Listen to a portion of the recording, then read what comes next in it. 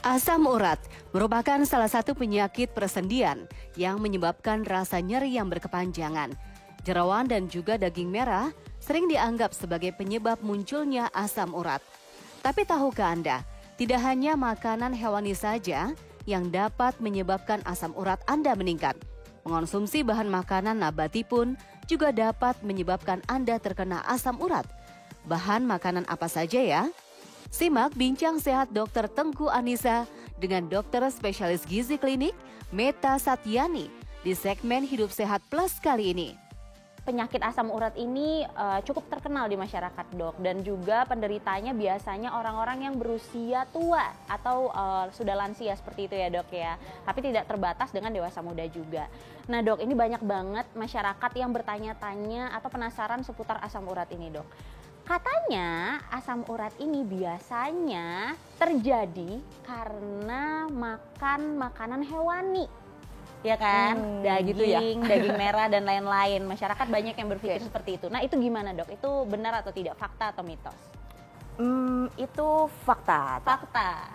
Tapi daging hewan jenis apa yang bisa menyebabkan peningkatan asam urat, itu yang perlu kita bahas sama-sama untuk diketahui oleh masyarakat. Jadi daging adalah salah satu sumber purin. Nah, konsumsi purin yang tinggi ini adalah yang dapat menyebabkan peningkatan asam urat, dokter. Nah, salah satu bahan makanan yang tinggi purin adalah daging merah seperti daging sapi, kemudian daging kambing, terutama yang berlemak tinggi. Kemudian yang kedua adalah seafood, ya. Seafood di sini adalah udang, kemudian kerang dan juga kepiting. Kemudian yang paling tinggi purinnya adalah jeroan seperti otak, ati ampla, paru, dan teman-temannya, ya dok. Nah, jadi untuk yang mengandung tinggi purin, kadarnya itu bisa sekitar 100 sampai 500 mg per saji. Sementara kalau jeroan nih dok, bahkan bisa lebih dari 500 mg per 100 gram jeroan. Di depan kita nih, Dok, ini udah ada macam-macam sayur-sayuran nih, Dok. Nah, kalau kayak sayur-sayuran seperti ini gimana nih, Dok? Mulai dari kandungan gizinya, terus kenapa sih kita nggak boleh atau dikurangi sayurannya, terutama untuk orang-orang yang asam urat? Apakah tinggi purin atau bagaimana, Dok? Mungkin pemirsa di rumah penasaran. Ini di sini depan kita nih ya, Dokter Nisa, udah ada wortel, ada brokoli, ada kembang kol, dan juga ada bayam.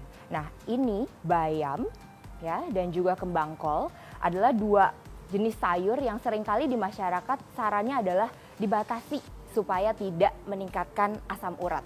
Oke. Berarti bayam ini ya dok ya, dan juga kembang kol. Betul. Nah, di luar itu kadang suka ada yang menyebut juga kangkung harus dibatasi. Nah, kenapa? Karena memang keduanya ini memiliki kadar purin yang cukup tinggi jika dibandingkan di dalam golongan sayur. Oke, namun begitu jumlahnya memang masih jauh lebih rendah dibandingkan yang protein hewani tadi, dok. Ya, nah untuk brokoli dan juga untuk wortel termasuk golongan sayur yang aman karena memiliki kandungan purin yang rendah. Ya, jadi bahkan di bawah dari 50 mg per sajinya. Per saji sayur itu sekitar 1 gelas belimbing, begitu. Nah, untuk sayur-sayur ini namun bukan berarti harus dihindari. Jadi jangan sampai salah fokus nih dok. Jadi menghindari sayur tapi tetap makan protein hewaninya. Nah itu yang salah ya. Tidak boleh dilakukan karena nanti akan tetap meningkatkan asam uratnya. Seperti sayur-sayur ini pun harap dibatasi jumlahnya. Namun tetap dapat dikonsumsi dalam jumlah yang sesuai kebutuhan. Oke, berarti walaupun penderita asam urat bukan berarti tidak boleh mengkonsumsi sayuran, tapi dibatasi dan dipilih jenis sayurnya ya dok. Betul, ya. Dok. Nah, oke, kalau udah sayur-sayuran nih dok, otomatis kita akan lanjut ke buah-buahan. Ya, ada juga beberapa mungkin pemirsa di rumah yang beranggapan bahwa buah-buahan ini katanya tidak boleh dikonsumsi oleh orang yang menderita asam urat, terutama yang sudah di jus seperti ini. Nah, itu gimana tuh dok? ini terkait buah, memang suka ada beberapa kepercayaan juga di masyarakat nih. Biasanya menyinggungnya tentang nanas. Katanya dok, nanas itu meningkatkan asam urat. Nah tapi sebenarnya kalau kita telaah lebih lanjut lagi dari penelitian yang sudah dilakukan, ternyata nanas aman untuk dikonsumsi penderita asam urat. Nah, justru terkait buah, betul seperti yang disampaikan Dokter Nisa tadi, bahwa yang penting adalah kita memperhatikan bentuk olahannya. Jadi lebih baik dokter, kita mengkonsumsi dalam bentuk langsung atau buah potong dibandingkan dalam bentuk jus seperti ini ya. Jadi meskipun kelihatannya segar sekali ya dok, tapi lebih baik jika dikonsumsi dalam bentuk buah potong. Kenapa? Karena jus-jus seperti ini mengandung fruktosa yang tinggi ya, gula fruktosa. Nah, gula fruktosa ini menyebabkan peningkatan asam urat yang lebih cepat. Kemudian untuk pembuangan asam urat di dalam tubuh pun menjadi terhambat. Satu hal lagi bahwa fruktosa ini tidak hanya ada pada jus buah, namun juga ada pada minuman manis dalam kemasan. Sehingga kita perlu berhati-hati para penderita asam urat yang memiliki riwayat asam urat tinggi, batasi konsumsi minuman yang mengandung pemanis-manis buatan di dalam kemasan. Banyak banget pantangannya ya dok ya, tadi kan ada buah-buahan yang kayak jus kayak gini nggak boleh, terus juga sayuran juga harus dipilih-pilih gitu ya. Bagaimana dengan kacang? Kita bicara kacang berarti kita bicara bahan makanan nabati ya, sumber protein nabati. Nah, kacang-kacangan, kemudian tahu dan tempe ya, tahu tempe kan orang Indonesia, wah itu udah makanan utama juga nih buat orang Indonesia ya. Untuk tahu, tempe dan kacang-kacangan itu termasuk makanan dalam golongan purin yang memiliki kadar sedang ya, atau 50 sampai 100 mg per sajinya. Per saji tahu kurang lebih sekitar 1 ukuran besar dan tempe 2 potong untuk perkiraan ya.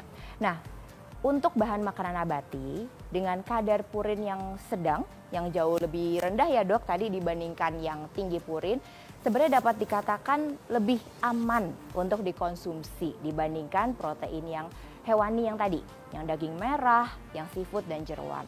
Namun karena memang mengandung purin yang kadarnya sedang, artinya jika kita konsumsinya berlebihan, tetap beresiko menyebabkan peningkatan dari kadar asam urat dalam darah. Ya, tapi jangan khawatir bahwa yang terpenting adalah mengetahui seberapa banyak protein yang dibutuhkan dalam sehari, kemudian diterjemahkan dalam protein hewani dan protein nabati, agar jumlahnya tidak berlebihan dan tidak menyebabkan peningkatan asam urat yang berlebihan, begitu dok. Jadi gimana nih dok tipsnya untuk mungkin orang-orang di rumah yang sudah menderita asam urat? Banyak banget ternyata pantangannya, jadi makanan apa yang boleh dikonsumsi oleh mereka? Yang pertama sekali ditanamkan adalah hindari konsumsi makanan yang tinggi purin, yaitu daging merah, seperti daging sapi dan juga daging kambing, kemudian seafood, terutama udang, kerang, dan kepiting, dan juga jeroan. Ya, jeroan seperti otak, ati, ampela, dan teman-temannya. Dan yang kedua adalah perhatikan asupan protein. Sadari kebutuhan protein per hari, namun begitu tetap diperbolehkan untuk mengkonsumsi sumber protein seperti ikan, ayam, tahu, tempe, dan kacang-kacangan pun boleh, namun tidak berlebihan. Kemudian yang berikutnya adalah tetap mengkonsumsi air putih dalam jumlah cukup, yaitu 8 gelas sehari untuk membantu pembuangan dari asam urat di dalam tubuh. Kemudian untuk yang terpenting adalah menjaga pola hidup sehat, yaitu olahraga cukup, kemudian dilakukan dengan tidur yang cukup, istirahat, dan juga menghindari makanan yang berlemak tinggi dan juga lemak jenuh, seperti makanan-makanan yang digoreng ataupun diolah dengan santan. Tujuannya adalah untuk menjaga berat badan tetap ideal. Dan untuk pasien-pasien kita yang sudah mengalami asam urat yang tinggi, dapat dilakukan pemantauan gejalanya.